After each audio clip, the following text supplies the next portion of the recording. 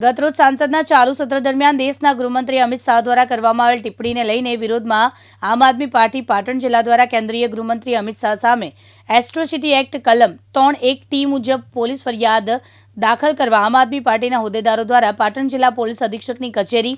પાટણ જિલ્લા કલેક્ટર કચેરી ખાતે આવેદન આપવામાં આવ્યું। આ તકે કેન્દ્રીય ગૃહમંત્રી અમિત શાહ વિરુદ્ધ ભારે સૂત્રોચ્ચાર કલેક્ટર કચેરી પરિસરમાં આમ આદમી પાર્ટી દ્વારા કરવામાં આવ્યા હતા। પણ અમિત શાહને ખબર નથી કે જે જગ્યાએ બેઠા છે એ જગ્યાએ એ સંવિધાનના અને આંબેડકરના કારણે જ છે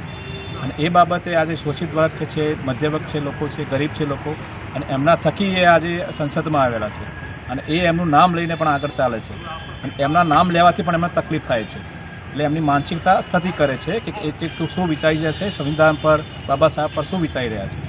અને આ વિચારસરણી એમના દેખાઈ આવે છે અને આ બાબતે એમને પર અમે એટ્રોસિટી દાખલ થાય એ બાબતે અમે એક આવેદનપત્ર એસપી સાહેબને અપાવીએ છીએ। પાટણ સાહેબ હાર્દિક સોલંકી સાથે ઉપેશ પંચાલ, દિવ્યાંગ ન્યૂઝ, પાટણ।